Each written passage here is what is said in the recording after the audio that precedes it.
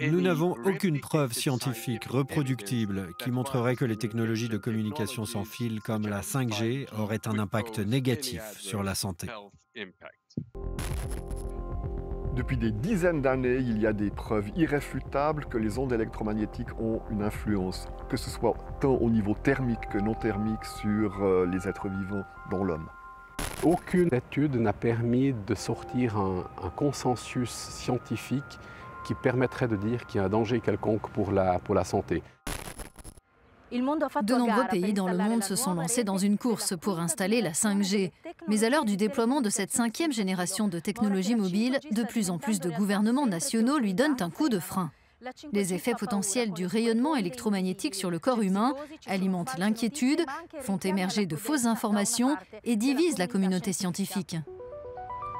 La Suisse a été l'une des premières nations en Europe à déployer cette technologie avec plus de 2000 antennes relais installées l'an dernier pour le réseau de la 5G standard. Mais sa mise en place effective prend du retard. Plusieurs cantons ont instauré un moratoire par crainte de potentielles conséquences sanitaires du rayonnement électromagnétique.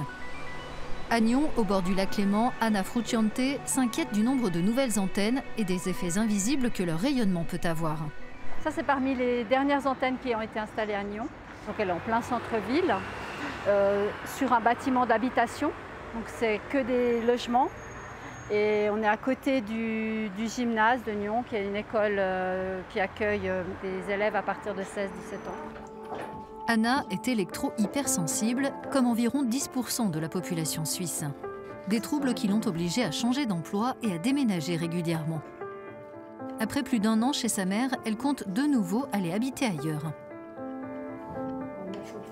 Mi-avril 2019, j'ai recommencé à ne pas pouvoir dormir, à avoir vraiment des palpitations, à plus pouvoir dormir. Et au bout de 3 jours où j'étais épuisée, un jour quelqu'un m'a dit il y a une antenne 5G à Nyon. J'ai regardé sur la carte officielle, j'ai regardé l'adresse et il se trouve que cette antenne, elle est à 200 mètres à vol d'oiseau de notre chambre à coucher.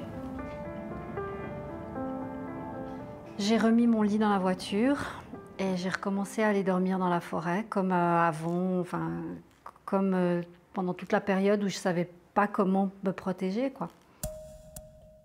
La 5G a été lancée dans 17 pays en Europe, dont la Suisse, la Norvège et le Royaume-Uni. Mais cette nouvelle technologie qui nous promet un monde hyper connecté, avec des débits jusqu'à 10 fois supérieurs à ceux de la 4G, est en test pratiquement dans toute l'Europe. En Suisse, 90% du territoire est couvert par la 5G standard. Des manifestations et des restrictions ont ralenti le déploiement de sa version la plus rapide, la 5G+, qui ne compte que 300 antennes pour l'instant. C'est que pour déployer la 5G+, comme on l'appelle, donc la 5G sur les fréquences 3,5 gigas, il nous faudra en Suisse, entre les 3 opérateurs, environ 26 000 nouvelles antennes, parce que justement nous avons des valeurs limites qui sont extrêmement sévères en Suisse, 10 fois plus sévères que recommandées par l'OMS et appliquées par la plupart des pays. Les valeurs limites retenues à travers le monde sont elles-mêmes sujettes à controverse. En Europe, chaque pays détermine les siennes en s'appuyant sur les recommandations des institutions européennes. Plus de 3 volts par mètre. Ces niveaux d'exposition garantissent-ils la sécurité des personnes? La réponse n'est pas claire tant il y a d'éléments à prendre en compte. Pour mieux comprendre, nous avons réalisé une expérience avec cet opposant à la 5G. Donc là, on entend le son. Malheureusement, il ne peut pas mesurer, il y a beaucoup trop. Là, on est vers le ciel, ça marche. Vous voyez qu'on a des valeurs quand même assez élevées, là, passer 3 volts par mètre, des fois même 4, il y a des pointes. Qu'est-ce que ça va devenir avec la 5G? Parce que ça ne peut qu'augmenter. Olivier Bodenman, ingénieur en génie électrique, a mesuré le rayonnement en plein centre de Genève. Ce qui nous inquiète, c'est l'augmentation de puissance.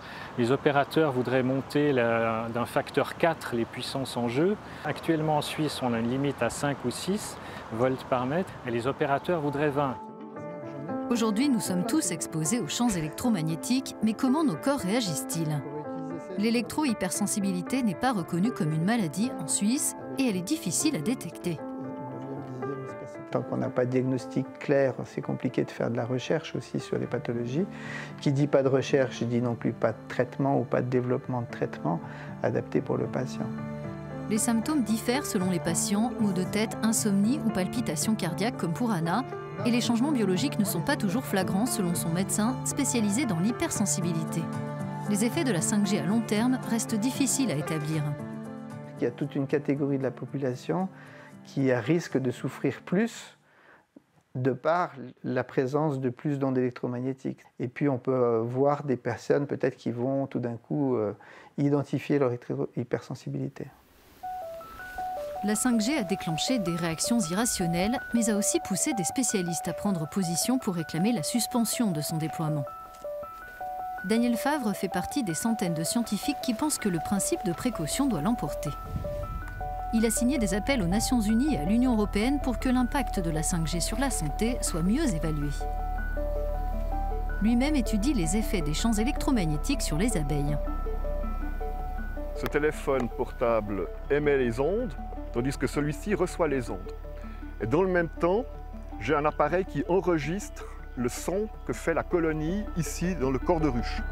Et pour cela, cet appareil est relié à un microphone qui est placé sous la ruche.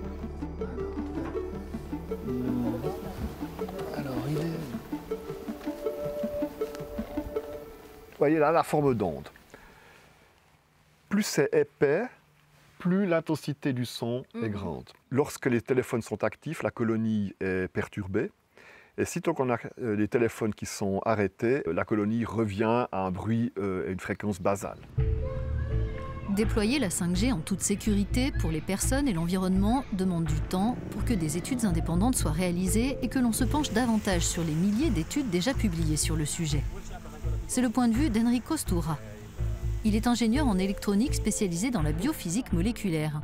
Il étudie les effets des champs électromagnétiques sur les systèmes biologiques. Les ondes électromagnétiques générées par les systèmes de télécommunication individuels en cas d'utilisation sur des laps de temps raisonnables causent des dégâts démontrables et démontrés au niveau de l'ADN. Il est probable que seule une minorité de personnes comme Anna en arrive à devoir renoncer à la technologie pour pouvoir mener une vie normale. Pour autant, la grande majorité d'entre nous a besoin de réponses claires sur l'impact sanitaire à long terme de la 5G.